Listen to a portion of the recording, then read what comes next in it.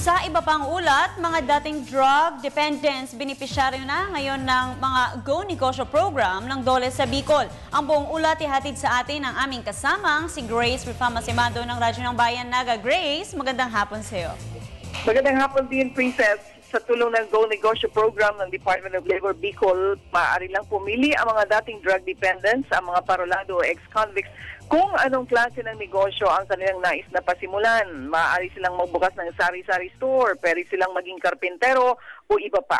Ipinahayag ni DOLE 5 Deputy Director Ezekiel Guzman na sa ngayon ay abot sa 20 mga bagong labas sa rehab at mga dati ay drug dependents ang nabigyan na ng hanap buhay ng Department of Labor. Binigyan din sila ng mga gamit at paghahanap buhay. Pahayag ni Guzman, kauna-unahan ito sa Bicol at ito ay bahagi ng best practices na unang inilunsad sa Go Negosyo program.